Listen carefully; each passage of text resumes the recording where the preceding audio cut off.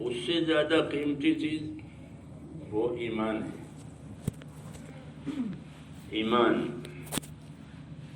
ایمان کی وجہ سے حیات قیمتی ہو جاتی ہے. کسی نے پوچھا رسول صلی اللہ علیہ وسلم سے کہ سب سے افضل آدمی کون زیادہ نصیبدار ہے؟ فرمایا کہ من طال عمرہ وحسن عملہ، کہ جس کی عمر لمبی ہو گئی، اور اعمال اچھے ہو گئے.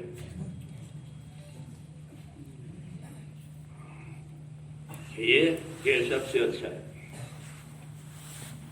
یہ برا کون ہے؟ کہ جس کی عمر لمبی ہوئی اور عمل خراب ہو جائے. تو زندگی کو قیمتی اور بے قیمت بنانے والی چیز وہ ہوا ایمان. ابو ہریرہ رضی اللہ تعالیٰ عنہ اپنے ساتھیوں سے ایک بات کہتے تھے کہ بتاؤ ایک آدمی ایک نماز بھی نہیں پڑھی اور جنت میں گیا.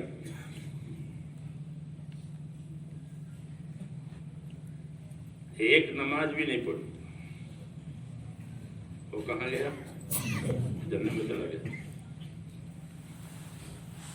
تو لوگ تو نہیں بتا سکے. پھر انہوں نے فرمایا کہ فلانا آدمی ہے انصار کے قبیلے کا، کہ وہ کیسے؟ کہ وہ صبح اٹھا تھا تو وہ ایمان میں نہیں تھا، اپنی قوم کے ساتھ تھا. پھر اس نے پوچھا ہماری قوم کیا اور آدمی کہاں چلے گئے؟ وہ تو احد کے میدان میں گئے ہیں اللہ کے نبی کے ساتھ، وہ وہاں گئے. پھر اللہ کے نبی نے جو راستہ بتایا ہے اس پر دھیان میں لگانا ہے، اس لیے وہ وہاں گئے. تو وہ بھی چل دیا اور اپنے طور سے ایمان بھی لے آیا، اور پھر وہ اسی میدان میں مارا بھی گیا. اس نے ایک نماز بھی نہیں پڑھی. ابو ہریرہ فرماتے یہ ایک نماز بھی نہیں پڑھی اور جنت میں چلا گیا. یہ کیوں؟ کہ اس کی حیات میں ایمان آیا. حیات اور ایمان اس کا تعلق ہے. ایمان آ گیا حیات کے اندر کہ پھر وہ آدمی قیمتی ہو گیا، اس کی حیات بھی قیمتی ہوئی. لمبی زندگی ملے تو بھی الحمدللہ، اور تھوڑی زندگی ملے تو بھی الحمدللہ.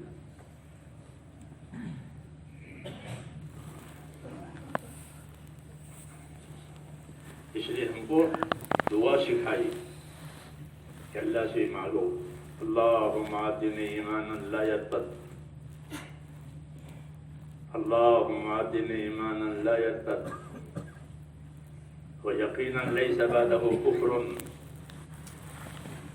ورحمتا انال بها شرف کرامتک فی الدنیا والآخرہ. کہ اللہ مجھے ایسا ایمان دے جو پلٹ نہ جائے. آدمی حالات کی وجہ سے پلٹ جاتا ہے.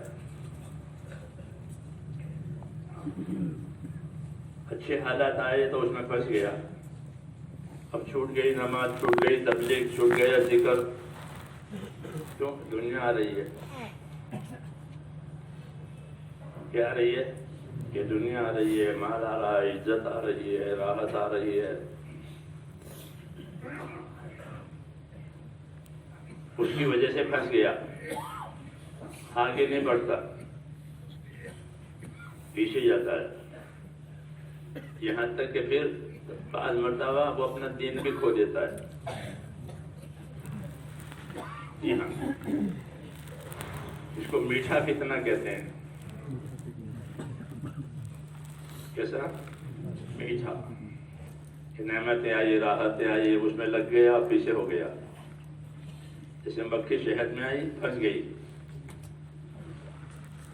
اب اس سے اڑا نہیں جاتا. وہ شہیدی میں مر جائے گی. جی ہاں، ایک ایسا ایمان دے کہ پلٹ نہ جائے، کیونکہ ایمان کا تقاضا ایمان پر جمنا ہوتا ہے. کیا ہوتا ہے؟ آدن ایمان لا جاتا وہ یقیناً لیس بعدہ کفر، اور ایسا یقین دے کہ اس کے بعد کفر نہ ہو. یقین بھی ہوتا ہے، کفر بھی ہوتا ہے.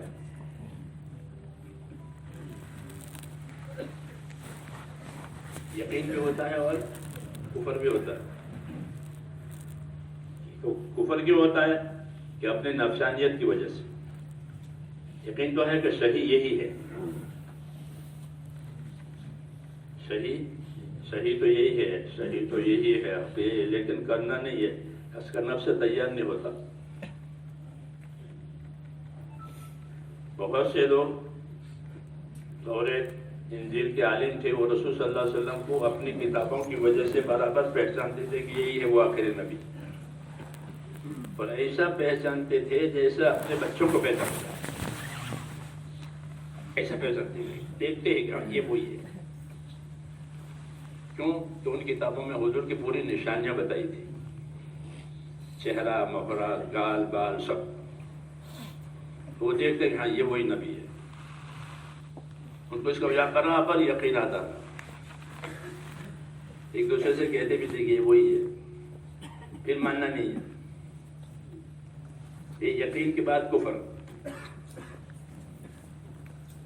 ایسے بہت لوگ دنیا میں ہیں، ان کو حق روشن ہو گیا ہے، ان کے اندر سے وہ جانتے ہیں کہ یہی صحیح ہے، لیکن اپنے نفس کی وجہ سے، دوسری اغراض کی وجہ سے وہ بات مانتے نہیں ہیں. اس کو یقین کفر کے ساتھ کہتے ہیں.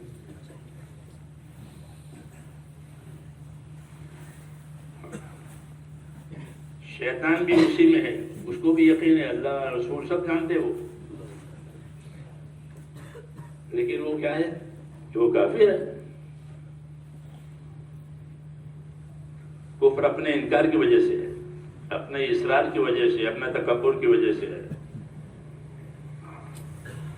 ایسی دنیا آدمی اپنی دنیا کی محبت کی وجہ سے ہر بات کو لیتا نہیں ہے، وہ سمجھتا کہ صحیح تو یہی ہے.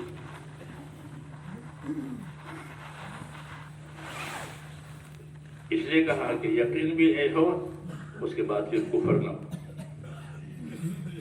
تو کیا ہو پھر کہ وَرَحْمَةً أَنَالُ بِهَا شَرَفَ كَرَامَتِكَ فِي الدُّنْيَا وَالْآخِرَةِ، کہ مجھ کو ایسی رحمت دے، یعنی ایسی استقامت دے. رحمت سے مراد یہاں استقامت ہے، کہ مجھے ایسی رحمت دے، ایسا پابند بنا دے کہ دنیا اور آخرت کی شرافت مجھے مل جائے. کتنی اچھی دعا ہے کہ اللہ سے رحمت مانگی ہے، یعنی استقامت اور پابندی مانگی ہے. کیوں کہ آدمی کا پابند ہونا یہ بڑی نعمت. ٹھیک ہے، سی کہ بڑی نعمت پابند ہونا اس کا، کہ ایک کام اپنے ذمہ لیا، ایک کام شروع کیا، کہ آپ اس پر اپنے پاؤں جماؤ، اپنی طبیعت کو اس پر لگاؤ. اچھے حالات آوے تو بھی پابند رہے، ناگوار حالات آوے تو بھی پابند رہے. اچھے حالات کی پابندی مشکل ہوتی ہے. کیوں کہ ہر طرف سے نعمتیں آ رہی ہے، دنیا آ رہی ہے، اس کے تقاضے ہوتے ہیں، تو یہ پابندی مشکل. ایک تو کچھ ہے ہی نہیں، غریب ہے، تنگی ہے، تو ایک ہی بات ہے. جیسے صحابہ کہتے تھے کہ جب ہم اس آزمائش میں آئے، تنگی کی آزمائش، اس میں تو ہم جم گئے، بھوکے بھی رہے، پیاسے بھی رہے، اور کام کیا. پھر اللہ نے ہماری طرف دنیا بڑھائی، تو اس میں جمنا مشکل ہو گیا. کیونکہ شہروں طرف سے نعمتیں آ رہی ہے، آ رہی ہے نعمتیں، راحتیں، تو اس میں جمع مشکل ہوتا ہے. اس لیے دعا مانگی ہے، ایسی رحمت، ایسی پابندی نصیب کر کہ دنیا آخرت کی شرافت مل جائے، کہ اپنی دنیا سے اپنا آخرت بناویں، اپنی دنیا سے اپنی آخرت بناؤ. یہ دعوت ہے نبی کی. قارون سے موسیٰ علیہ السلام نے یہی بات کی، اپنی دنیا سے آخرت بنا لے.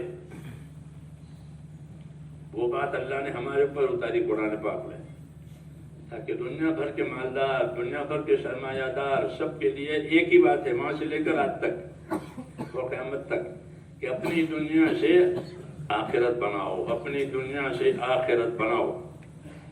وابتغ فیما آتاک اللہ الدار الآخرہ، وابتغ فیما آتاک اللہ الدار الآخرہ، کہ تجھ کو اللہ تعالیٰ نے جو دنیا دی ہے اس سے کیا کر، اس سے کیا کر. یہ سبق یاد کرنے کا ہے.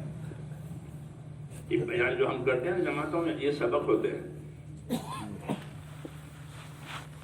یہ کیا ہوتے ہیں؟ سبق.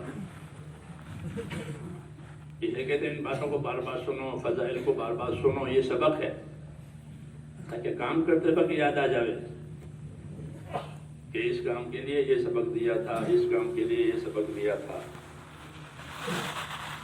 اس کی سوچنے کی یہ سزا ہے، یہ سبق ہے ہمارا. ہاں، علم کے ساتھ دعوت اور دعوت کے ساتھ علم. وہ علم کا یہ مطلب ہے.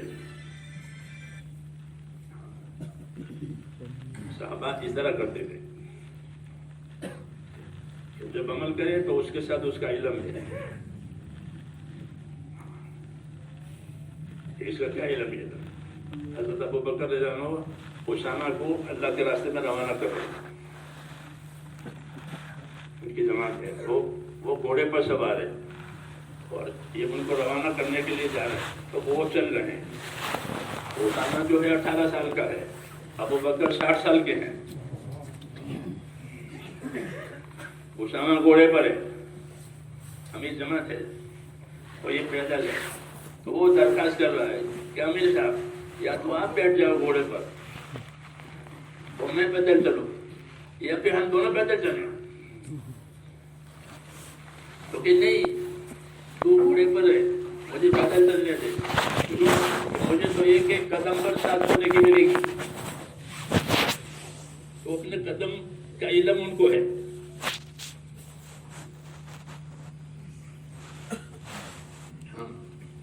اللہ کے راستے میں جائے، ان کو رخصت کرنے کے لیے مشیع، ان کو رخصت کرنے کے لیے نکلنے والے کو یہ ثواب ملتا ہے. وہ اللہ کے راستے میں ان کو روانہ کرتا ہے. تو تیرا کیا نقصان ہے؟ مجھ کو اتنا ثواب مل رہا ہے. یہ سبق ہے. تو میں نے کہا جو مذاکرے ہمارے ہوں یہ ہمارے سبق ہیں. یہ تو بیچ میں بات آ گئی. میں نے کیا بات کہی تھی؟ تمہارا امتحان ہے. میں نے کیا بات کہی تھی؟ میں نے یہ بات کہی تھی کہ اللہ تعالیٰ نے، موسیٰ علیہ السلام نے قارون سے بات کہی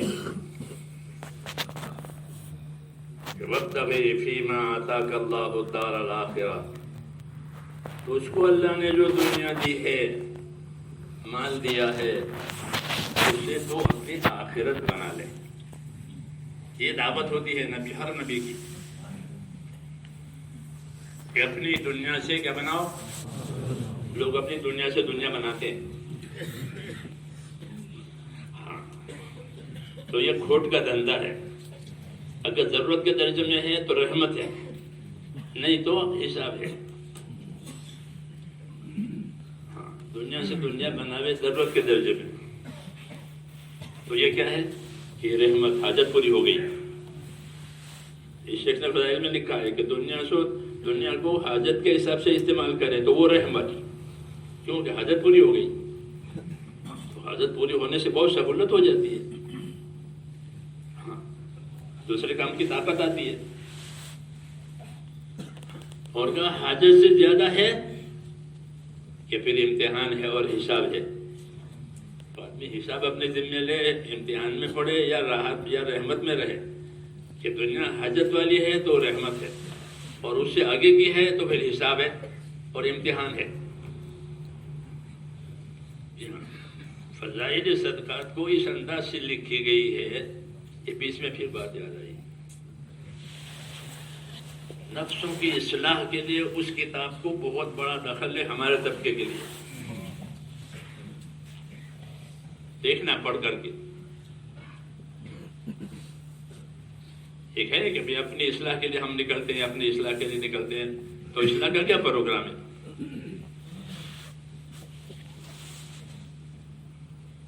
کہ تمہارے لیے اصلاح کا کیا پروگرام ہے؟ تو اس میں اصلاح کا پروگرام ہے کہ اپنی اصلاح کیسے کرو گے۔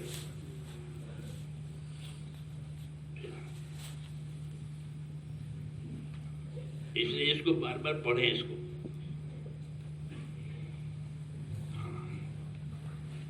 پھر دیکھو کتنا فائدہ ہوتا ہے۔ پڑھ کر چھوڑ دینے کے لیے نہیں ہے کہ پڑھ کے ممبر پر رکھ دیا تو ایک کام ہو گیا، لیکن جو کام ہو اس کا ہم پر اثر بھی تو ہو۔ آدمی دوا کھائے تو اس کا اثر ہوتا ہے، آدمی سیر تفریح کرے تو اس کی طبیعت میں انبساط آتا ہے، تھوڑا ہوا کھانے کے لیے باہر گئے ہوتا ہے۔ تو موسم اثر کرتا ہے اور دوائیں اثر کرتی ہے، ایسے ہی میرے دوستو ہمارا کام ہم پر اثر کرے، یہ بہت ضروری ہے کہ ہمارا کام ہم پر اثر کرے۔ آدمی اسپتال میں رہتا ہے تو اس کا اثر دیکھا جاتا ہے، ایک مہینے میں کیا اثر ہوا، وزن بڑھ گیا نہیں بڑھ گیا، اگر وزن گھٹ گیا تو اس کو جانچتے ہیں، تاثیر کو جانچتے ہیں، تاثیر کو کہ رہنے سے کیا تاثیر ہوئی، دوا سے کیا تاثیر ہوئی، کیونکہ وہ مطلوب ہے، وہ چاہیے تاثیر ہونی چاہیے۔ ایسے ہی ہمارے کام سے ہم پر کیا اثر ہوا، کہ بکورا کر کے میں آ گیا، ٹھیک ہے، ہنس کر کے آ گیا، ٹھیک ہے، نماز پڑھ کر آ گئے، یہ ٹھیک ہے، نماز نے کیا اثر کیا؟ کیوں کہ اللہ نے عملوں کے اثرات بتائے ہیں کہ اس عمل سے یہ اثر پیدا ہوتا ہے کہ نماز برائیوں سے روکتی ہے، ذکر اطمینان دلاتا ہے، اس کے اثرات ہیں۔ تو ہم دیکھیں کہ ہمارے کام سے ہم پر اس کام نے کیا اثر کیا، سمجھ میں آئی نا بات؟ مانگنا چاہیے اللہ سے کہ یہ کام ہم پر اثر کرے، اس کام کا اثر ہوتا ہے۔ صحابہ کو جو اثر ہوا وہ یہ ہوا تھا کہ ان کی زندگی میں تقوی آ گیا تھا۔ کیا آیا تھا؟ ان کی زندگی میں تقوی آیا تھا۔ سب سے بڑا متقی ابو بکر ہے، ان کو قرآن شریف میں کہا سب سے بڑا متقی وہ کون ہے؟ کہ ابو بکر ہے۔ بس یجنبها الاتقی، کہ وہ بڑا متقی جہنم سے بچا لیا جائے گا جو اپنے مال کو اس لیے خرچ کرتا ہے کہ اپنے آپ کو پاکیزہ بناوے۔ تو علماء نے بھی اتفاق کہا کہ یہ ابو بکر کے لیے کہ وہ سب سے بڑا متقی کہ حضور صلی اللہ علیہ وسلم کے بعد آپ کی جگہ کھڑا رہ سکے۔ کیا آپ کی جگہ کون کھڑا رہ سکتا ہے آپ کی غیر موجودگی میں؟ تو وہ کون ہے؟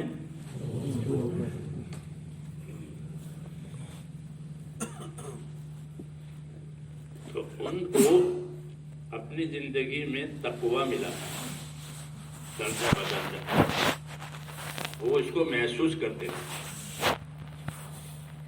محسوس کرنے کی دلیل یہ ہے، عبد الرحمن بن عوف نے یہ کہا، حضرت عمر کے زمانے میں مال بہت آیا، لوگ مالدار ہو گئے، اور وہ سب مال کو خرچ کر دیتے تھے، سرکاری خزانے میں رہنے نہیں دیتے تھے اس کو، وہ دے دیتے تھے، اس کو ختم کرو۔ اور پھر انہوں نے کہا کہ حالات آتے ہیں، ضرورتیں پیدا ہوتی ہیں اور آپ دے ڈالتے ہیں. تو انہوں نے جواب جو ہے عمر کے سمجھے ایسے جیسے کسی بادشاہ کا وزیر ہوتا ان کے مشکل سے تاجر آدمی تھے نا، تو تاجر آدمی بہت حالات کو پہچاننے والا ہوتا ہے، اسی لیے ان کی تجارت چلتی ہے، ورنہ نہیں چلتی. تو ان کے حالات آتے ہیں، ضرورتیں پڑتی ہیں اور آپ مال لے ڈالتے ہیں. چونکہ ان کے مشیر ہیں، ان کو کہنے کا حق ہے. تو فرمایا تمہاری زبان پر شیطان بول رہا ہے.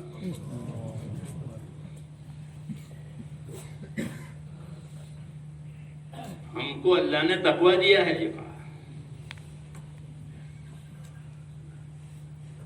یہ کہا کہ ہم کو اللہ نے تقویٰ دیا ہے. تو وہ سمجھ گئے، کیونکہ تقویٰ کے انعامات اللہ ہیں کہ جو اللہ سے ڈرے گا اللہ ان کو اس جگہ سے روزی دے گا، اس کے خواب و خیال میں بھی نہیں ہے. اور جس کے اندر تقویٰ ہوگا اللہ اس کے لیے آسانیاں پیدا کریں گے. تو میں نے یہ بات کہی کہ صحابہ کو کیا ملا تھا؟ تقویٰ ملا تھا. وہ ہے اصل کہ آدمی محتاط متقی اپنی زندگی میں رہے تاکہ اس کی آخرت برباد نہ ہو. یہ اثر ہے کس کا؟ کہ کام کا. ورنہ ہونے کو تو کام ہو جائے گا، ہونے کو ہو جائے گا اور ہوتا بھی رہے گا. ہاں، اس لیے یہ چیز اپنے اندر پیدا کرنی ہے.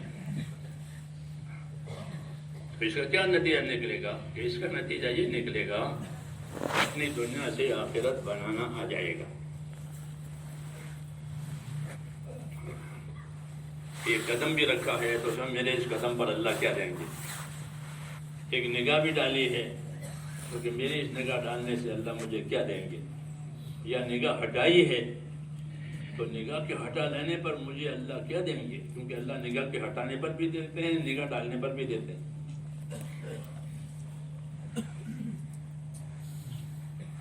کہ کسی ناجائز چیز پر نگاہ پڑی اور ہٹا لی، یعنی حدیث ہونا تو اللہ تعالیٰ اس کو اپنی عبادت کی حلاوت دے گا. تو انعامات اللہ تعالیٰ کے کرنے پر بچنے پر، کرنے پر بھی انعام ہے اور بچنے پر بھی انعام ہے. تو کرنا اور بچنا کی صفتیں تقوی سے پیدا ہوتی ہے.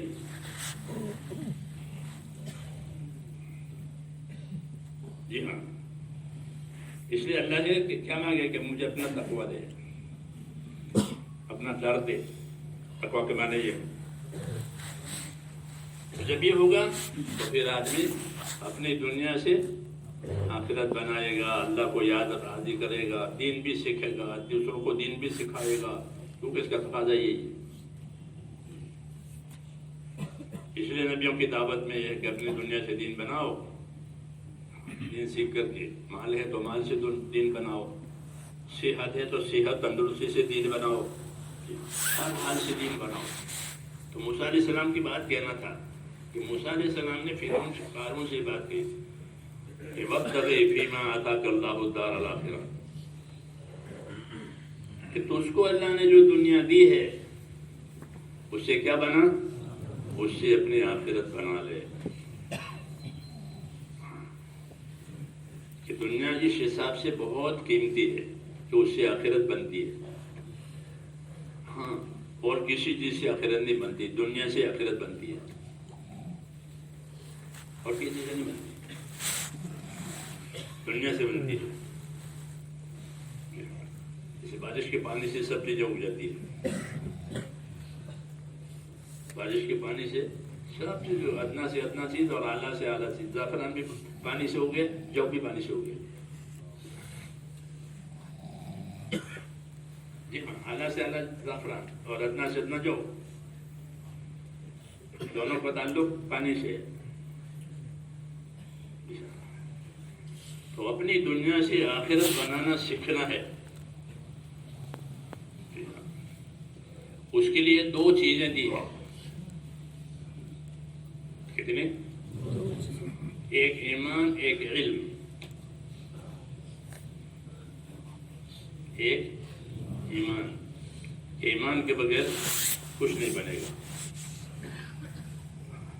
ایمان نہیں ہے کہ پھر کچھ نہیں ہے. اس کی دنیا بھی گئی، اس کی آخرت بھی گئی. اس کو نظر ہی آئے کہ میں نے بہت کیا بہت کیا بہت کیا ہے، لیکن کچھ نہیں ہے. اللہ تعالیٰ نے یہی بتایا کہ ایمان کے بغیر کچھ نہیں ہے. کہ میں نے تو بہت کچھ کیا ہے، یہ کچھ نہیں ہے. تجھے نظر آتا ہے لیکن ہے نہیں. جیسے آدمی آپ نے دیکھا ہوگا کہ سب گرمی کے زمانے میں جب آپ پہلے تو ریت تھا، اب تو روڈ ہو گئے، لیکن ایک ہی بات ہے، روڈ پر ریت پر دور سے ایسا لگتا ہے پانی ہے. کیا ہے؟ وہ پانی ہے. وہ پانی نہیں ہے، وہ سورج کی گرمی ہے. جب وہاں جائے گا تو پانی نہیں ہوگا، وہاں بھی وہی حالت ہوگی جو یہاں ہے، لیکن اس کو دور سے نظر آتا ہے.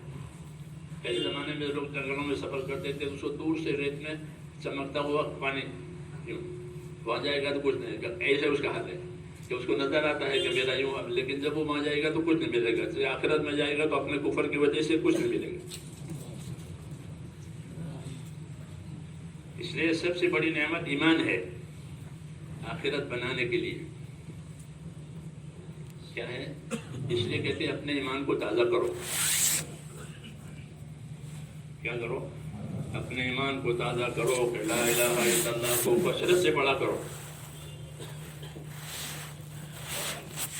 لا الہ الا اللہ کلمے کو یہ کثرت سے پڑھا کرو. اس سے اونچا کوئی ذکر نہیں ہے. موسیٰ علیہ السلام کو اللہ تعالیٰ نے یہ بات بتائی، لا الہ الا اللہ سے اونچا کوئی ذکر نہیں ہے، اس کو پڑھا کرو.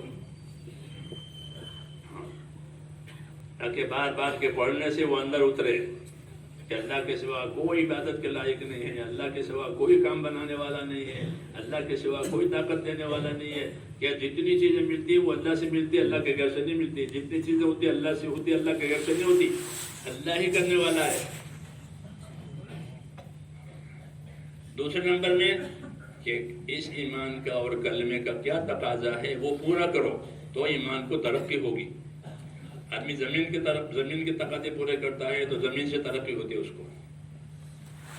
دکان کا تقاضا پورا کرے تو دکان کے راستے سے ترقی ہوگی. تو جس چیز کے تقاضے پورے کیے جائیں گے اس راستے کی ترقی ملے گی. ایمان کا کیا تقاضا ہے؟ ایمان کا تقاضا یہ ہے کہ سب سے پہلے اللہ کے حقوق ادا کیے جائیں گے. ایمان کا کیا تقاضا ہے؟ اللہ کے حقوق ادا کرو. ایمان کا تقاضا ہے. حضور صلی اللہ علیہ وسلم نے حضرت معاذ بن جبل سے پوچھا کہ معاذ آپ کو معلوم ہے اللہ کا کیا حق ہے؟ کہ مجھے نہیں معلوم. کہ اللہ کا حق یہ ہے کہ اسی کی عبادت کی جائے گی، اس کے ساتھ کسی کو شریک نہیں کیا جائے گا. تو یہ ایمان کا تقاضا بتایا. ایمان کا تقاضا بتایا کہ اپنی جان مال سے اللہ کے تابعدار رہو، اس میں کسی کو شریک مت کرو. کہ ایمان کا تقاضا اللہ کی اطاعت. ایمان کا تقاضا اللہ کی اطاعت. ایمان کا تقاضا ہے کہ اللہ کی مانو اپنی جان سے، اپنے مال سے، اپنے دل سے، اور اس کے خلاف نہ کرو. ایمان کا تقاضا اطاعت. رسول دنیا میں اطاعت زندہ کرنے کے لیے بھیجے جاتے ہیں. وَمَا أَرْسَلْنَا مِن رَّسُولٍ إِلَّا لِيُطَاعَ بِإِذْنِ اللَّهِ. رسول زمین پر اس لیے بھیجا جاتا ہے اللہ کی طرف سے تاکہ وہ اللہ کے فرمانے سے لوگوں کو اللہ کی ماننا سکھاوے. کہ اللہ کی مان کے چلو، اللہ کی مان کے چلو. اپنے آپ کو غلام اور پابند سمجھو، آزاد مت رہو. یہ ایمان کا تقاضا بتایا. جب ایمان کا تقاضا پورا ہوگا تو ایمانی کیفیت ترقی کرے گی اندر. اور ایمانی کیفیت ترقی کرے گی تو پھر آدمی کی زندگی میں اطاعت بڑھتی چلی جائے گی، ہر حال میں وہ اللہ کی اطاعت کرنے والا بنے گا. اور یہی مطلوب ہے کہ ہر حال میں زندگی اللہ تعالیٰ کی اطاعت پر آئے. جتنی طاقتیں ہیں وہ حکم کے تابع رہے، کوئی طاقت حکم کے خلاف نہ ہو. آنکھیں حکم کے تابع، کان حکم کے تابع، دل حکم کے تابع، ہاتھ پاؤں حکم کے تابع. تابعداری. اس تابعداری کا نتیجہ کیا ہوگا؟ اس تابعداری کا نتیجہ حقوق کی ادائیگی ہوگی. تابعداری کا کیا نتیجہ ہوگا؟ ہاں، کہ تابعدار بن کر کے جو جو حقوق اللہ نے قائم کیے تھے وہ ادا ہو جائے گی. مولانا الیاس صاحب رحمۃ اللہ علیہ فرماتے تھے کہ دنیا حقوق ادا کرنے کی جگہ ہے اور آخرت بدلہ پانے کی جگہ ہے. سمجھ بات آ رہی ہے؟ دنیا حقوق ادا کرنے کی جگہ ہے کہ یہاں اللہ تعالیٰ کی طرف سے حقوق آئیں گے، اللہ کے حقوق بھی آئیں گے، بندوں کے حقوق بھی آئیں گے، اپنی ذات کے حقوق بھی آئیں گے.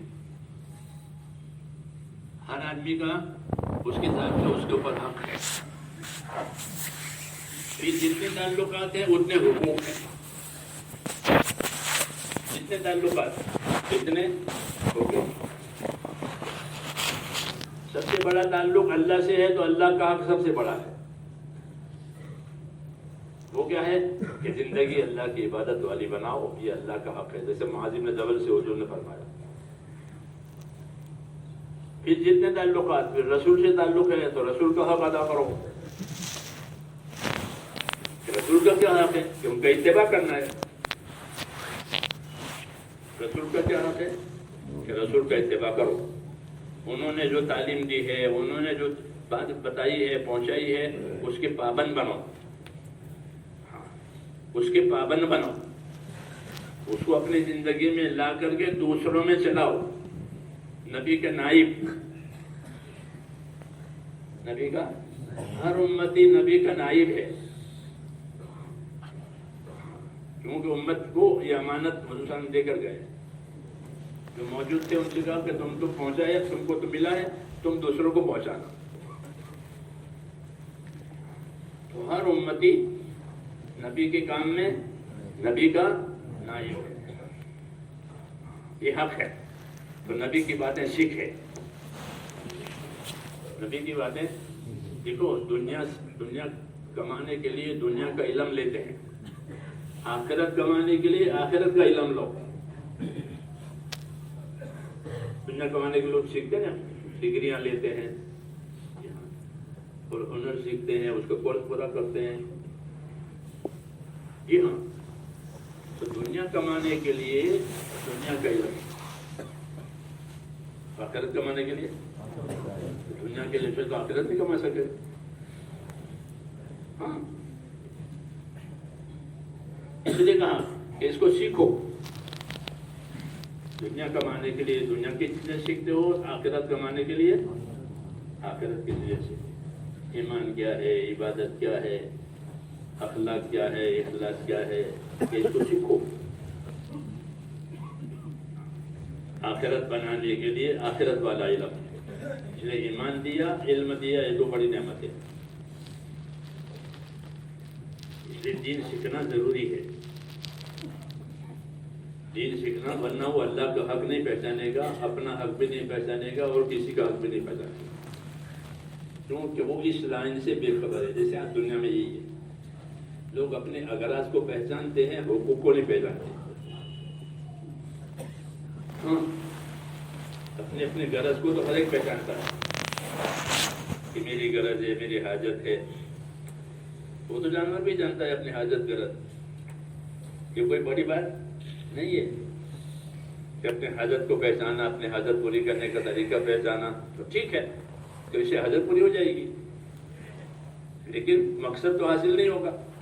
کہ زندگی کا کیا مقصد ہے؟ کہ زندگی کا مقصد یہ ہے کہ اللہ کی باتیں مان کے اللہ کو راضی کرنا، یہ زندگی کا اصلی مقصد ہے.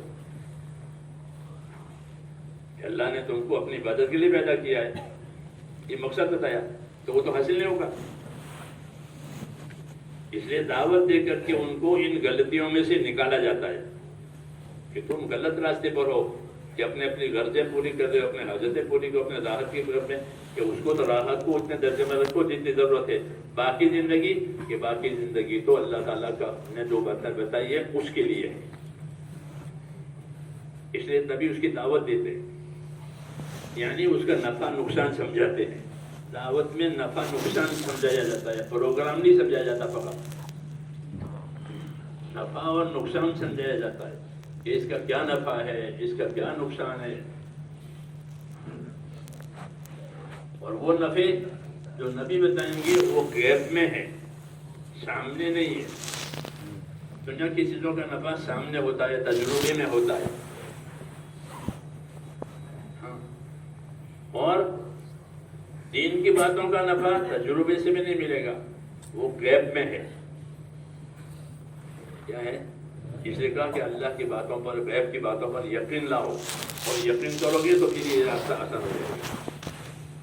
کہ اللہ کی باتوں پر یقین کر کے اللہ کی بات پر چلنا، اللہ کی باتوں پر یقین کر کے اللہ پر چلنا، اس کو ایمان اور عمل صالح کہتے ہیں. یقین کرنا یہ ایمان ہوا، اور عمل صالح وہ اس کے تقاضا پورا کرنا ہے کہ بس یہ کام اس کا ہو گیا. اس لیے میرے دوستو، دعوت کے ذریعے سے ہم کو یہ باتیں سکھائیے کہ غیب کی باتوں پر یقین آوے، اللہ پر، اس کی کتابوں پر، اس کے رسولوں پر، جنت، دوزخ، قبر، قیامت، حساب کتاب، یہ سب باتیں ہر آدمی کے سامنے آنے والی ہیں. انما توعدون لآت، انما توعدون لآت وما انتم بمعجزین. جس بات کا تم سے وعدہ اور جو مذاکرہ کیا جا رہا ہے وہ تمہارے سامنے آنے والی ہے، تم بھاگ نہیں سکتے. جیسے تو ہم لوگ بھاگ جاتے ہیں، ہاں، تو سمندر پار اتر جاتے ہیں. جی ہاں، ایسا کرتے ہیں. تم کا نام یہاں رہتا ہے کالی لائن میں، اور وہ بھگ گئے. تو کہا کہ وما انتم بمعجزین، تم اللہ تعالیٰ کو ہرا نہیں سکتے ہو. اور جن باتوں کا تم سے وعدہ کیا جا رہا ہے وہ آنے والی ہے. اس کا وقت ہے، وقت پر آتا ہے. جو دن کے بعد رات آتی ہے، رات کے بعد دن آتا ہے، اس طرح وہ باتیں آئے گی اپنے وقت پر، پہلے نہیں آئے گی. جب تک دن پورا نہ ہو رات آتی ہے، اور رات پورا نہ ہو دن آتا ہے. یہی حال ہے. ایک دور ختم ہو گیا، دوسرا دور آئے گا. بچپن ختم ہوا، جوانی آئی، زمانہ ختم، جوانی کو تو بڑھاپا آیا. ادوار، انہوں نے ادوار کے طور پر پیدا کیا. دور گزرتے تو پہلے دور میں ہوتا ہے کہ دوسرے دور میں کبھی دھوکہ کھاتا ہے. تو یہی تو ہے، اور کیا ہے کہ نہیں، ابھی اور بھی ہے. جیسے پیدا کرنے میں ادوار ہے، پہلے نطفہ تھا، پھر بچہ ہوا، پھر بڑا ہوا، کہ ایسے آگے بھی ہے. اس لیے آگے کی سوچ کر کے زندگی بناوے. تو اس کے لیے میں نے کہا کہ اللہ نے ایمان دیا اور علم دیا. یہ دو ہی چیزیں نبیوں کی طرف سے ملتی ہیں، ایمان علم. ایمان علم، ایمان کے ذریعے سے اللہ سے تعلق پیدا کرے، اور علم کے ذریعے سے حقوق سے واقف ہو جائے. کیونکہ جو علم اللہ تعالیٰ نبیوں پر نازل کرتے ہیں وہ حقوق کی پہچان کے لیے ہوتا ہے، دنیا کی ترقی کے لیے نہیں ہوتا. دنیا کے علوم دنیا کی ترقی کے لیے ہوتا ہے. دنیا کے علوم اپنی دنیا کی ترقی کے لیے ہوتے ہیں، اس سے آخرت نہیں ملتی. اور جو علوم اللہ تعالیٰ دیتے ہیں نبی کے ذریعے سے، کہ وہ تو حق کی پہچاننے کے لیے ہوتی ہے کہ اللہ کا کیا حق ہے، رسول کا کیا حق ہے. جتنے تعلقات ہیں اس کے حقوق اللہ تعالیٰ نے بتائے.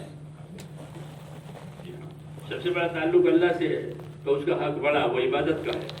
پھر رسول کا حق ہے، رسول کا کیا حق ہے کہ رسول کا حق اس کی اتباع کرنا ہے. تو قرآن کا حق ہے کہ قرآن کا کیا حق ہے کہ اس کو سیکھو اور سکھاؤ. اس کو سیکھو اور سکھاؤ کہ وہ پیٹھ کے پیچھے مت ڈالو. جیسے اپنی کتاب میں اپنی کتاب کو پیٹھ کے پیچھے ڈالو، یعنی اسے منہ موڑ لیا. کتاب پیچھے، کتاب اللہ وراء ظہورہم کأنہم لا یعلمون، کہ اللہ کی کتاب ان کے پیٹھ کے پیچھے ہے، یعنی وہ اس کو جانتے ہی نہیں، ایسے قرآن کو بھی کبھی سے اب قرآن میں کیا ہے کہ پتہ نہیں. ہم کو علم دیا ہے قرآن سے اور رسول صلی اللہ علیہ وسلم کے طریقوں سے اور سنتوں سے، وہ ہماری زندگی میں آ گئے، پھر ہماری دنیا دین بن جائے گی. کیا بن جائے گی؟ کہ ہماری دنیا دین بن جائے گی. اس لیے علماء نے لکھا ہے کہ اس امت کو یہ دو بڑی چیزیں ملی ہے، ایمان علم. ایمان علم تبلیغ کی محنت میں لوگوں میں طلب اس لیے پیدا کرائی جاتی ہے تاکہ وہ دین پر آئیں، دین کو سیکھیں. اس کی ان میں طلب اور طلب پیدا کرے کہ اللہ کے راستے میں پھرو، اللہ کی باتیں سنو، اللہ کی باتیں کرو، تاکہ تمہارے اندر اپنے دین کی طلب آئے. پھر وہ دین کو پوچھے گا کہ دین کیا ہے، نہیں تو خبر بھی نہیں ہے کہ دین کیا ہے. اس کام سے طلب پیدا ہوتی ہے. شروع میں جذبہ پیدا ہوتا ہے، جذبہ کا پیدا ہونا ضروری ہے، طلب کا پیدا ہونا ضروری ہے. طلب کی وجہ سے تو آدمی آگے بڑھتا ہے. جذبہ بھی پیدا ہونا ضروری ہے کہ جذبہ پیدا ہوگا تو ہمت کرے گا. جذبہ پیدا نہیں ہوا تو ٹھنڈا ہے. ہاں پھر ہمت کرے گا کہ مجھے یہ کرنا ہے، مجھے یہ کرنا ہے، مجھے یہ کرنا ہے. تو جذبہ کہتے ہیں اندر کا شوق. پھر جب سمجھ جائے گا، پھر جذبہ ختم ہو جائے گا، طریقے پر آ جائے گا. جذبہ کے بعد طریقہ ہوتا ہے. جذبہ ختم، اب کیا ہوگا؟ طریقہ ہوگا، اور طریقے پر رہ کر ذمہ داری پوری کرے گا. اب شوق کی وجہ سے نہیں کر رہا ہے، ذمہ داری کی وجہ سے کر رہا ہے. اب یہ رخ صحیح ہو گیا. تو صحابہ ان کا جذبہ دبا دیا. جذبہ یہ تھا کہ مدینے میں رہیں، حضور کے ساتھ رہیں، لیکن حضور ان کو بھیج دیتے. معاذ بن جبل کو بھیجا تو کیا معاذ ہو سکتا ہے کہ تم واپس آؤ گے تو میری قبر پر سے گزرو گے. وہ معاذ کو بہت محبت تھی تو وہ رونے لگے. کیوں؟ جذبہ ہے اللہ کے نبی کے ساتھ رہیں، صحبت میں رہیں، فائدہ اٹھائیں. لیکن اب جذبے پر نہیں چلیں گے تو کس پر چلیں گے؟ کہ اب طریقے پر چلیں گے.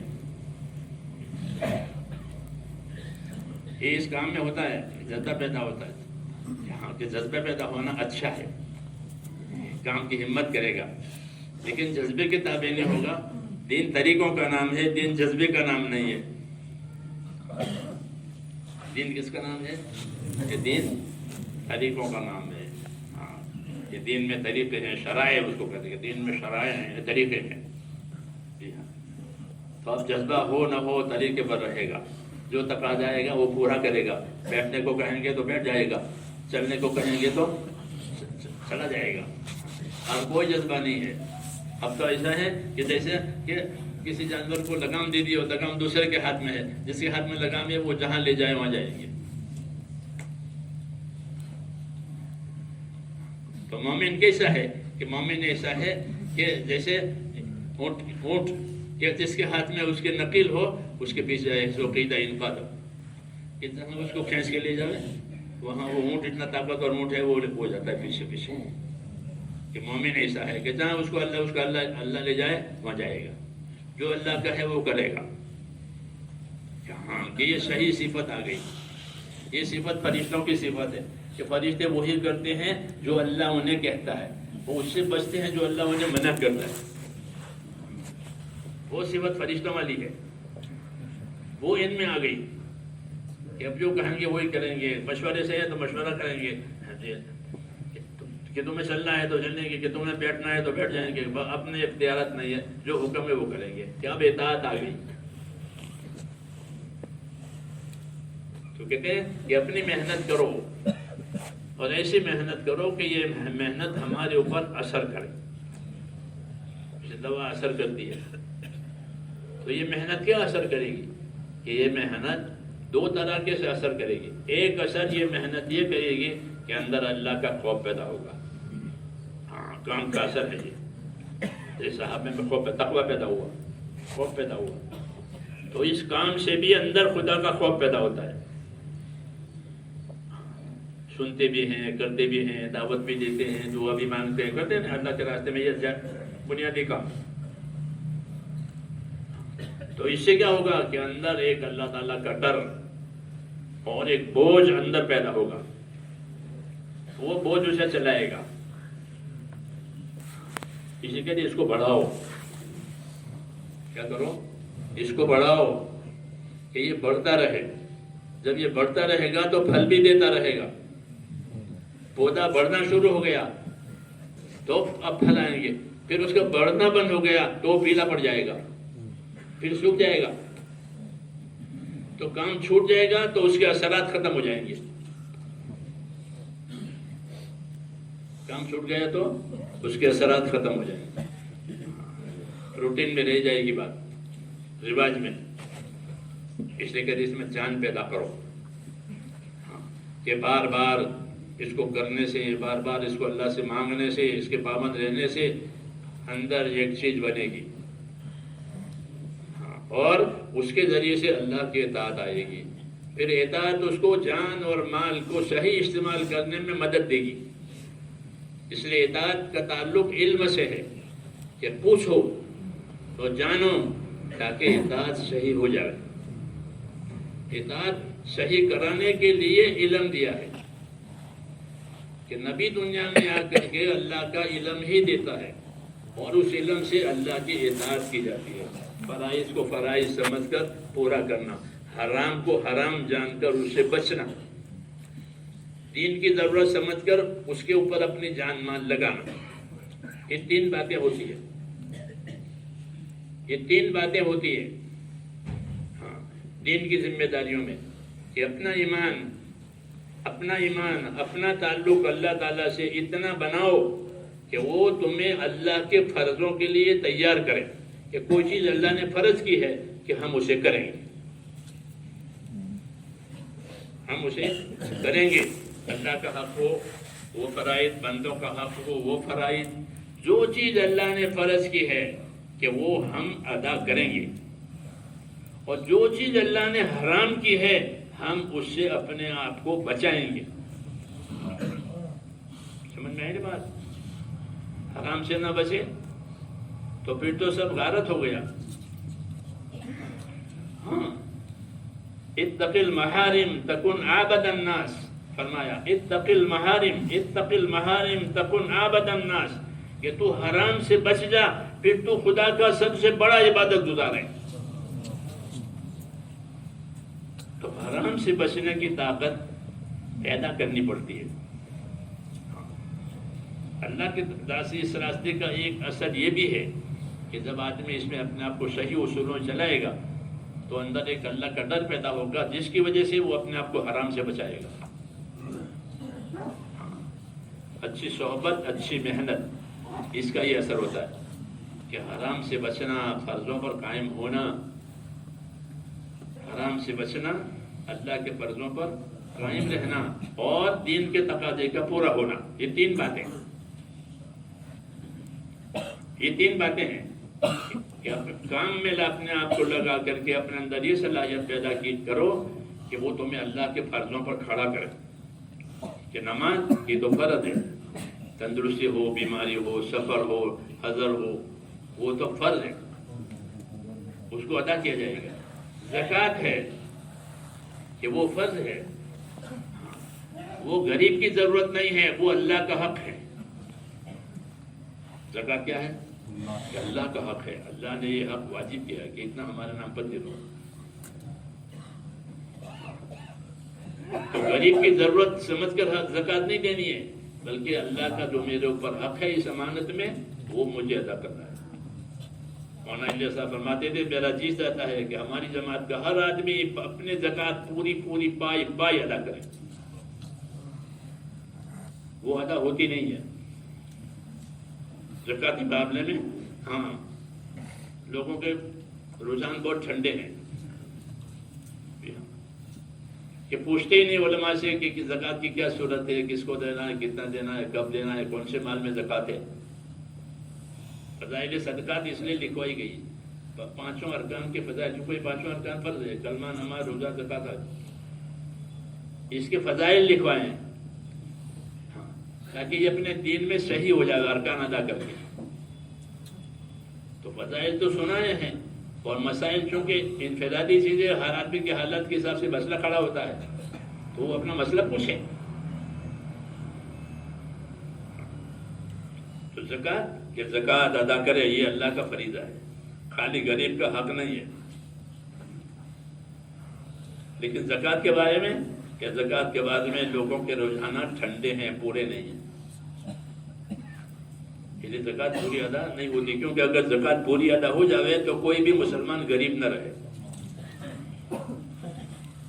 زکوٰۃ پوری ادا ہو جاوے اور صحیح ادا کرے تو کوئی مسلمان غریب نہیں رہے، کیونکہ اللہ کو معلوم تھا کہ کتنی ضرورت ہے، جتنی لوگوں کی ضرورت تھی اتنی زکوٰۃ اللہ نے واجب کی ہے. یہ نہیں کہا کہ کوئی غریب نہیں رہے، غریب کی ضرورت ان کی زکوٰۃ سے پوری ہو جائے، کیونکہ یہ پوری زکوٰۃ نکالتے ہیں. جیسے پوری نماز کی رکعتیں ادا کرتے ہیں، نماز کی رکعتیں پوری پڑھتے ہیں نا، تو جیسا نماز کی رکعتیں پوری ادا کی جاتی ہے، اس طرح یہ بھی فریضہ ہے. ایمان پیدا کرنے سے اس فریضے کو تقویت ملے گی. اب ایمان میں کمزوری ہے تو زکوٰۃ پوری ادا نہیں ہوتی. شوق کا دین ہے، حکم کا دین بنانا ہے، شوق کا دین نہیں بنا. عمرے کا شوق تو بار بار عمرہ کریں گے، حج کا شوق بار بار حج کریں گے، حالانکہ حج ایک ہی مرتبہ فرض ہے اور زکوٰۃ ہر سال فرض ہے. زکوٰۃ اور حج ہر سال، ساری عمر میں ایک مرتبہ. تو جو ساری عمر میں ایک مرتبہ ہے اس کو بار بار کیا جاتا ہے، اور جو ہر سال فرض ہے اس میں کوتاہی ہو رہی ہے. یہ علم کی کمی ہے، سمجھے نہیں؟ ہاں، کہ زکوٰۃ کی اہمیت سامنے نہیں آئی ہے. ہم یہ نہیں کہتے بار بار عمرے مت کرو، بار بار حج کرو، لیکن یہ فرض ہے. فرض ادا نہیں ہوا ہے تو گردن پکڑی جائے گی، نفل نہیں ادا نہیں ہوئے ہیں تو گردن نہیں پکڑی جائے گی. اس لیے اس کے فضائل لکھے ہیں 5 ارکان کے. اس سے بغیر دین نہیں بنے گا. اس کی دعوت دو، اس کے فضائل سناؤ، اور محنت کے ساتھ. جب محنت کرو گے تو وہ اندر کو ایک خدا کا خوف پیدا ہوگا، اس لیے وہ اپنی زکوٰۃ ادا کرے. بعض لوگوں نے 18 برس کی زکوٰۃ تبلیغ میں سے واپس جا کر دی ہے. ایسے لوگ کیا میری سمجھ میں آیا؟ میں تو 18 سال سے مالدار ہوں، صاحب نصاب ہوں، لیکن زکوٰۃ کا کوئی روکی نہیں تھا. اب سمجھ میں آئی بات، تو گھر جا کر کے زکوٰۃ نکالی. ہاں، یہ کام نے اثر کیا، لیکن یہ کام ہم پر اثر کرے تو کام کے اثر میں یہ بھی ہے کہ کوتاہی دور ہو جاوے، کوتاہی پر توبہ ہو جاوے. ہاں، اور جو حکم ہے وہ پورا ہو جاوے. یہ کام کا اثر ہے. تو اس کام کو اس طرح کہ یہ کام ہم پر اثر انداز ہو، اس لیے کہ پابندی سے کرو اس کام کو، کہ بار بار نکلو، بار بار سنو، بار بار سمجھو، بار بار کرو، یہاں تک کہ اسی کے ہو کے رہ جاؤ.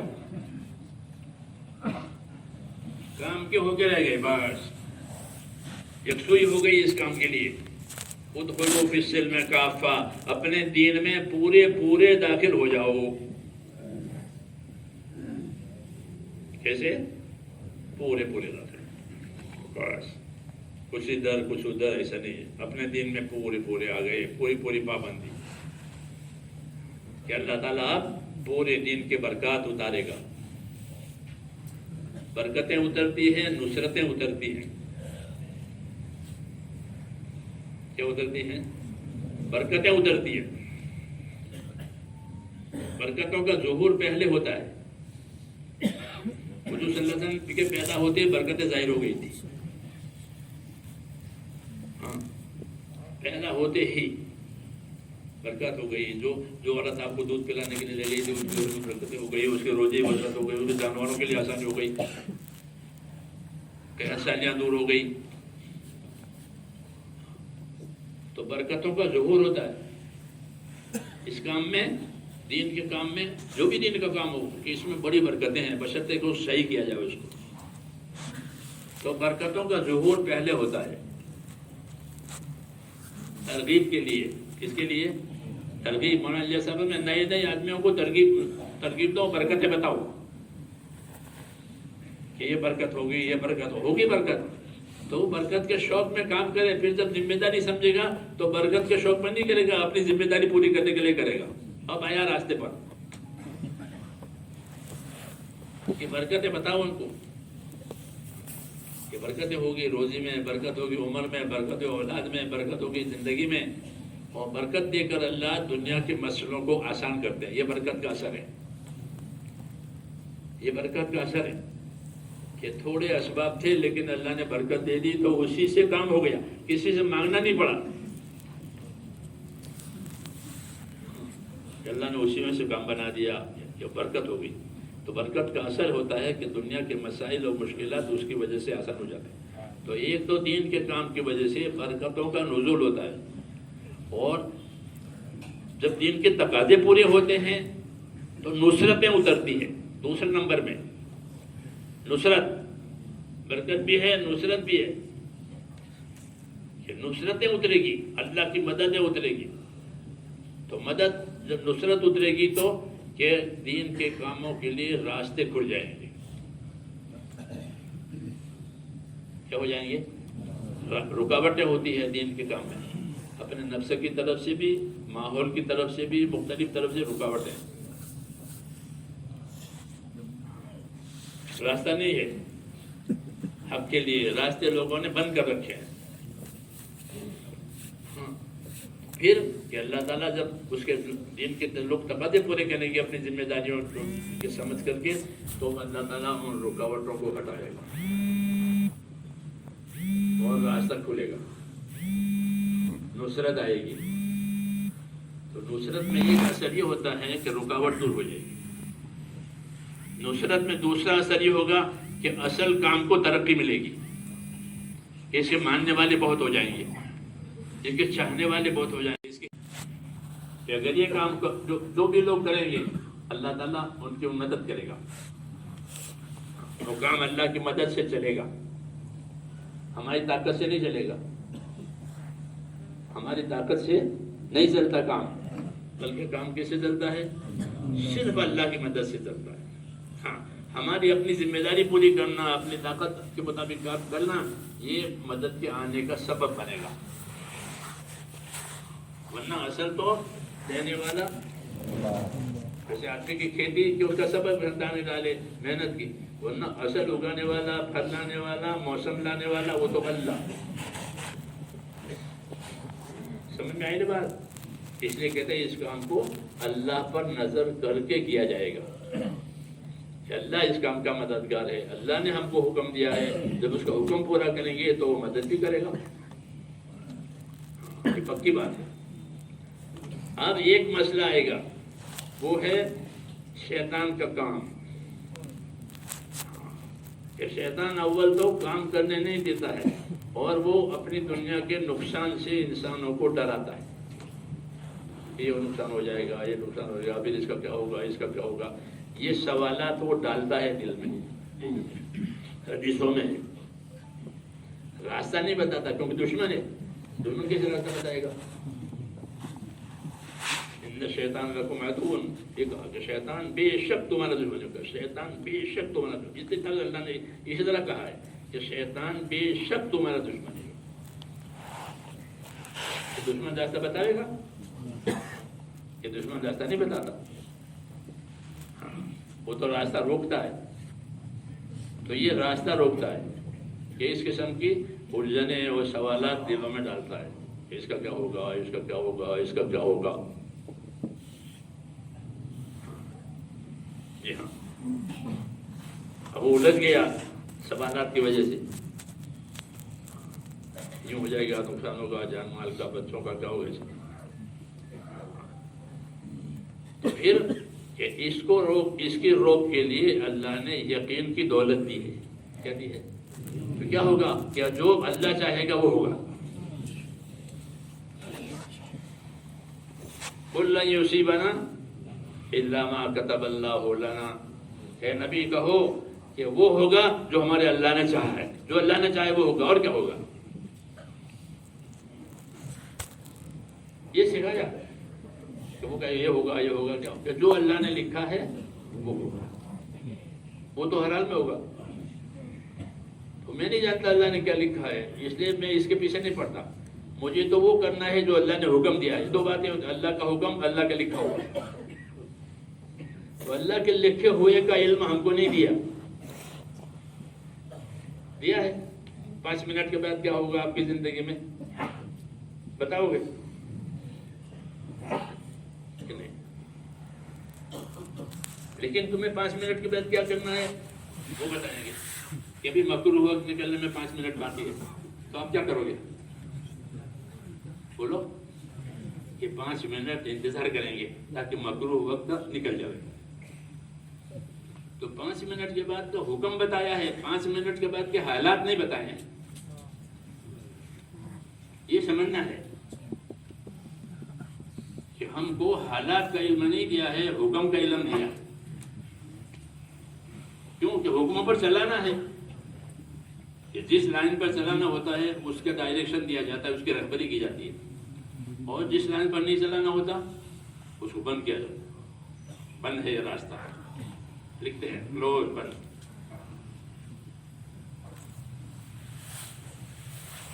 تو جانتے ہیں کوئی سڑک جائے ہمارا بند تو آگے تاکہ مسافر پریشان نہ ہو جائے. بند راستے پہ جا کے پریشان ہو جائے گا تو اس کو بند کرتے ہیں. کیوں؟ چلانا مقصود نہیں ہے. اور راستہ کھلا ہے تو اشارہ بتائیے.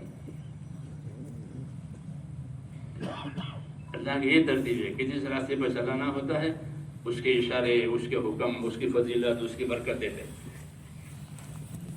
اور یہ راستے پر چلنا نہیں ہوتا اس کو بند کرتے. یہ نہ پڑھو، یہ راستہ بند. تو ہم کو حالات کا علم نہیں دیا، حکم کا علم دیا. اس لیے حکم کا علم سیکھنا ضروری ہے. اسی کا نام علم ہے کہ میرے لیے اللہ کا کیا حکم ہے. میں نے کہا 5 منٹ ہے، کوئی ضرورت نہیں، اوپر نہیں چڑھا ہے، نماز پڑھنا مکروہ ہے. ابھی شہری کا وقت ہو گیا ہے، اب شہری کھا لو، شہری کا وقت ختم ہو. تو حکموں کا علم دیا ہے، حالات کا علم نہیں دیا ہے. اس لیے وہ شیطان کہتے یہ ہو جائے گا کہ ہم کو اللہ نے حالات کو حکم دیا. وہ ہوگا جو اللہ چاہے گا. بس اس لیے ہم تو وہ کریں گے جو جس کا اللہ ہمیں حکم دیں گے. باقی کیا ہوگا کہ وہ اللہ جانتا ہے. یہ سکھایا، ورنہ تو وہ الجھا ہے. قُلْ لَن يُصِيبَنَا إِلَّا مَا كَتَبَ اللَّهُ لَنَا. لوگ حضور صلی اللہ علیہ وسلم کہتے تھے کہ تم آپ کے خلاف انہوں نے یہ کر رکھا ہے، یہ کر رکھا. یہ کچھ نہیں. حسبنا اللہ ونعم الوکیل. اللہ ہمارا کافی ہے، وہ ہمارا کام بنانے والا ہے. یہ کہو کہ اللہ کافی ہے اور وہ ہمارا کام بنانے والا ہے. ہم اس کے نافرمانی نہیں کریں گے، دوسرے کا حق نہیں کریں. مولانا اللہ صاحب فرماتے تھے کہ دین کا کام کرو، اللہ کا حق ہے، اور اللہ کا حق اس طرح ادا کرو کہ دوسروں کے حقوق پامال نہ ہو. دوسروں کے حقوق پامال کر کے مت جاؤ. حقوق ادا کرتے ہوئے کام کرو کہ بس پھر گھبرانے کی بات نہیں ہے. طریقہ ہے. تو شیطان اغوا کرتا ہے، بہکاتا ہے. وہ آدمی بہکا میں آ گیا تو گیا. تو اس لیے میرے دوستوں، اللہ کے وعدوں پر یقین اور اللہ کے حکموں پر عمل اور نبی کے طریقوں کا اتباع، یہ ہماری زندگی کامیاب بنانے کا اصلی سرمایہ ہے. اس سے زندگی کامیاب بنے گی، اس سے تجارت نفع والی ہوگی. جی ہاں، اس لیے اس کو زندگی میں لانا ہے، لیکن اس کی استعداد پیدا کرنی ہے. کیا کرنی ہے؟ کہ ہمارے اندر اس کی استعداد پیدا ہو جائے. جو محنت اللہ نے ہم کو دی ہے اس کا سب سے بڑا فائدہ یہ ہے کہ اس کی طاقت اور استعداد پیدا ہو جائے. کہ جو حکم پہلے نہیں عمل میں آتا اب وہ عمل میں آ گیا. پہلے زکوٰۃ نہیں دیتا تھا اب زکوٰۃ دے رہا ہے. پہلے نماز نہیں پڑھتا تھا اب نماز. پہلے دوسروں کے حقوق کا بے پرواہی، اب دوسروں کا حقوق ادا کرنے کی طاقت آ گئی.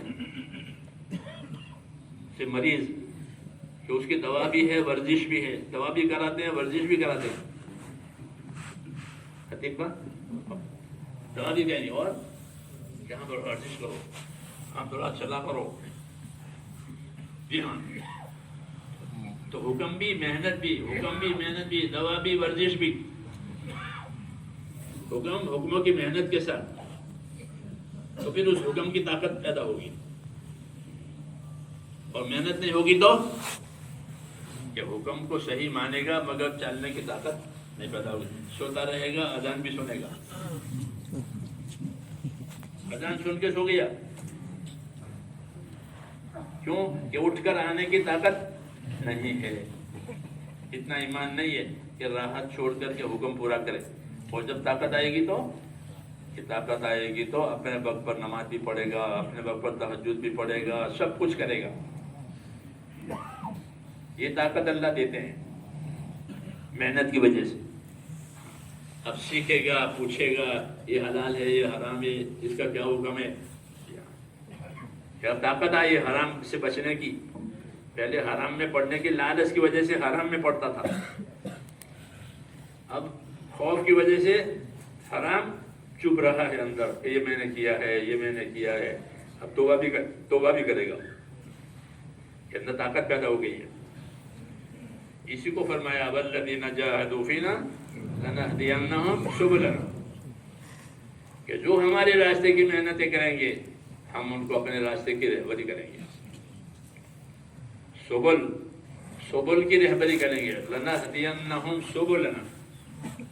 سبل کیا چیز ہے کہ سبل اعمال صالحہ ہے. سبل نیک اعمال ہے. جب محنت کرے گا تو نیک عمل کی طرف اس کو اللہ تعالیٰ چلا لیں گے. محنت نہیں ہوگی تو نیک عمل سے غافل ہو جائے گا. نمازیں بھی قضا ہو گئی، زکوٰۃ بھی باقی ہے، حج بھی نہیں ہوا، روزے بھی گئے، سچائی بھی گئی کاروبار میں، سب ختم. پھر اس کو فجور آ جاتا ہے. پھر حالات گناہوں کی وجہ سے بگڑ جاتے ہیں. دنیا میں حالات بگڑتے ہیں.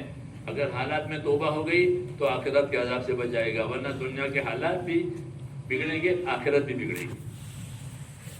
رسول اللہ صلی اللہ علیہ وسلم یہ فرماتے تھے کہ میں تمہارے پاس دنیا و آخرت کی خیر لے کر آیا ہوں، اسے قبول کر لو، سلامت رہو گے. مختصر سے مختصر بات کہ میں تمہارے پاس دنیا و آخرت کی خیر لے کر آیا ہوں. جیتکم بخیر الدنیا والآخرہ. اس لیے میرے بھائیوں ہمیں دنیا اور آخرت کی خیر کمانی ہے. کیا کمانی ہے؟ دنیا اور آخرت کی خیر کماؤ. وہ محمد صلی اللہ علیہ وسلم کے راستے میں ہے، آپ کے دین میں ہے. اور دین اتنا ملے گا جتنی محنت ہوگی. بغیر محنت کے دین نہیں آتا، بغیر محنت کے دنیا بھی نہیں آتی. دنیا محنت کرنے کی جگہ ہے، عمل کرنے کی جگہ ہے. اپنے آپ کو محنت پر ڈالیں. اس محنت میں ایسا اثر ہے جیسا بارش کے پانی میں. بارش کے پانی سے ہر چیز اگ جاتی ہے. جب محنت ہوگی تو اللہ کے دین کے ہر حکم کو پورا کرنا ہمارے لیے آسان ہو جائے گا. گناہوں کا چھوڑنا بھی آسان ہو جائے گا. گناہ بھی چھوٹ جائیں گے، حکم پورے ہو جائیں گے. اس کی برکت سے حالات بھی اچھے ہو جائیں گے. اس کی برکت سے حالات اچھے ہو جائیں گے. وَلَوْ أَنَّ أَهْلَ الْقُرَىٰ آمَنُوا وَاتَّقَوْا لَفَتَحْنَا عَلَيْهِمْ بَرَكَاتٍ مِّنَ السَّمَاءِ وَالْأَرْضِ. یہ شہروں بستیوں میں رہنے والے لوگ اپنی زندگی ایمان والی، تقوی والی بنائیں تو ہم ان کو اوپر سے اور نیچے سے برکتیں دیں. نہیں تو اوپر سے مصیبت، نیچے سے مصیبت. ہاں تو یہ برکت لانے کی چیز ہے کہ رسول صلی اللہ علیہ وسلم کا کام کہ برکتیں بھی آئے گی، نصرتیں بھی آئے گی. اللہ تعالیٰ ہمیں اس کی توفیق عطا فرمائے. اس کو کرنا ہے اپنے ذمے لے کر کے. اس کی دعائیں مانگنی ہے. دعا میں بھی بہت کمی ہے. ہاں دعا کی کمی، دعا کے یقین کی کمی کی وجہ سے. ورنہ اللہ نے دعاؤں سے بڑے بڑے کام بنائے ہیں. بڑے بڑے کام قرآن حدیث پڑھیں گے تو کہ دعا سے بڑے بڑے کام ہو گئے. وہ دعا کا راستہ ہمارے لیے کھلا ہوا ہے. حضور صلی اللہ علیہ وسلم کو دے کر گئے. کام بھی ہو، دعا بھی ہو، کام بھی ہو، دعا بھی ہو، پھر کوئی نامراد ہونے کی بات ہی نہیں ہے. تو اس کے لیے تیار ہیں؟ اپنے آپ کو نیت سے بھی تیار کریں، عمل سے بھی تیار کریں. نیت اور عمل یہ اصلی مایا ہے. اللہ کے لیے کرنا ہے اور اللہ کے حکم کی وجہ سے کرنا ہے، اس کے طریقے پر کرنا ہے کہ پھر یہ اصل چیز ہے. اس پر سارے اللہ کے وعدے ہیں. تو جو تقاضے ہم کو دیے جائیں اس کو اپنے اوپر اوڑھنا، اس کی نیت کرنا کہ میں تو اسے کروں گا. تو مدد کا ایک سبب ہو گیا وہ نیت. دوسرا سبب محنت، دوسرا سبب محنت، دو ہی سبب ہیں، نیت ولیکن جہاد و نیت، دو ہیں، محنت نیت، محنت نیت. ہاں نیت کر لی اور اب اپنے آپ کو محنت کے لیے تیار کیا کہ بس اب آگے اللہ تعالیٰ کی مدد ہے، وہ غیب میں ہے، وہ بعد میں ظاہر ہوگی. جب محنت کا تقاضا پورا ہو جائے گا تو مدد ظاہر ہوگی. مدد غیب میں رکھتے ہیں، تقاضے سامنے رکھتے ہیں. تقاضے سامنے جو تقاضے ہیں وہ پورے جائیں، تو غیب کی جو باتیں ہیں وہ بعد میں ظاہر ہو جائیں.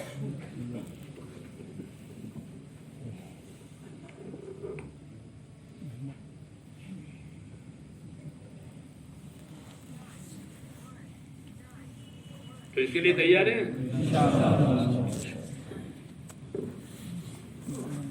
ہاں بھائی ہمت کریں، نیتیں کریں، ارادے کریں.